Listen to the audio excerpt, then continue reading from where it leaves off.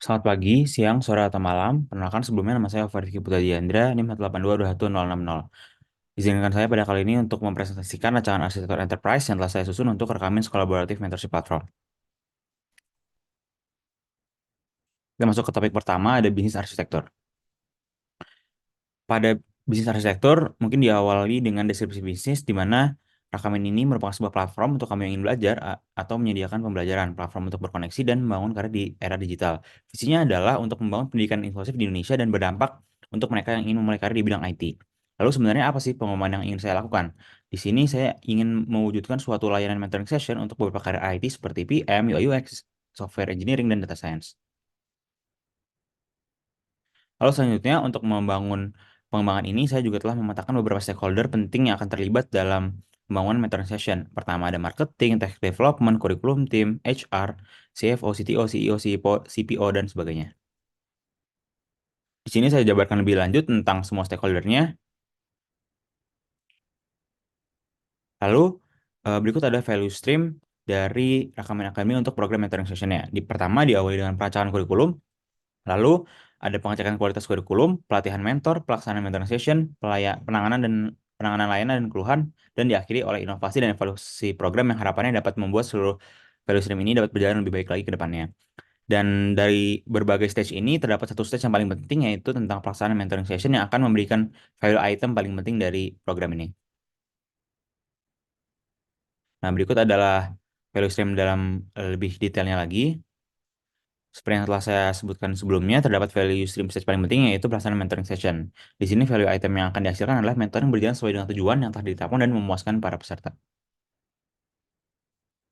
Lalu terdapat value chain juga, ada 4 support activities dan 5 primary activities. Ini ada business interaction matrix, dan dari berbagai stakeholder atau actor, saya kelompokkan dari 5 organization, ada board, people, product, technology, dan finance. Lalu di sini ada BPMN-nya, eh, ada level 1, level 2, dan level 3, cuman tidak akan saja pada kali ini. Lalu kita masuk ke data arsitektur. Di sini yang paling penting adalah kita akan membuat beberapa modul atau data baru, yaitu jadwal mentoring, velocity mentoring, topik mentoring, dan materi mentoring. Dan seluruh data tersebut kami buat ERD-nya dan dilengkapi dengan seluruh atribut sesuai dengan kebutuhan program mentoringnya. Dan kami juga membuat beberapa modul. Di sini kami ada 4 modul. Ada modul kurikulum, kontrol, finance, dan person. Lalu kami kelompokkan juga 4 modul tersebut ke dalam 3 topik. Ada core topics yang terdiri dari academic dan kontrol, enabling topics yang terdiri dari finance, dan foundation topics yang terdiri dari person. Lalu kita masuk ke application architecture.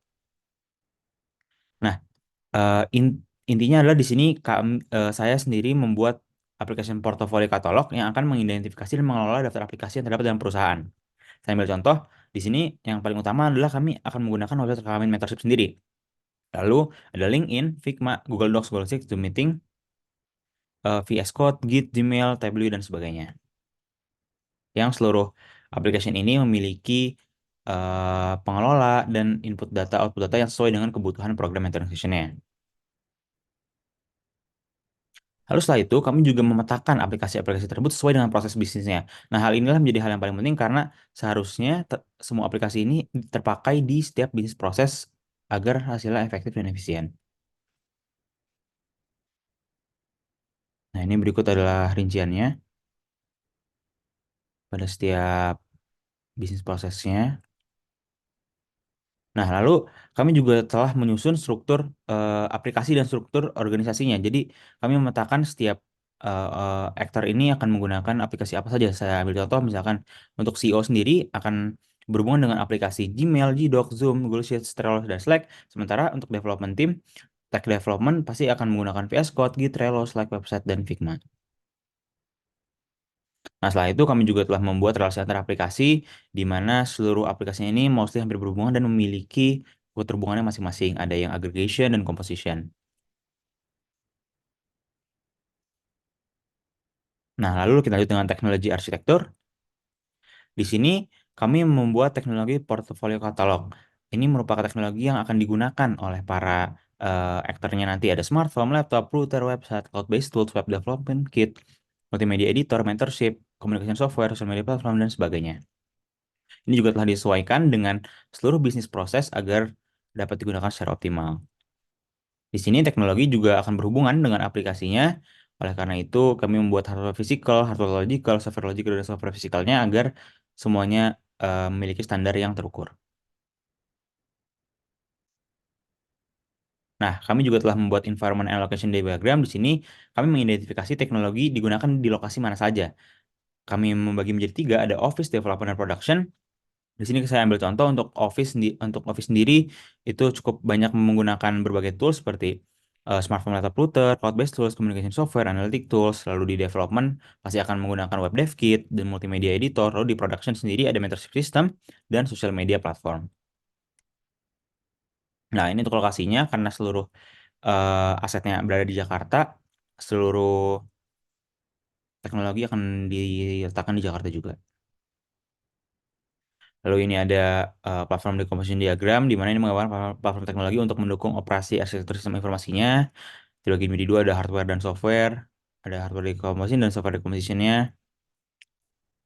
Dan ini ada processing diagramnya juga terkait dari web server ke BPEL server dan ke application server. Lalu ini ada network computing atau hardware diagram. Di sini kami akan menggunakan dua server utama, yaitu recommend server yang berfokus pada keterhubungan antar proses utama dalam inovasi sistemnya, dan ada cloud server di sini berisi untuk penyimpanan dan pemrosesan data internal perusahaan seperti strategi, keuangan, dan karyawan. Lalu di sini kita masuk ke bagian terakhir yaitu security architecture.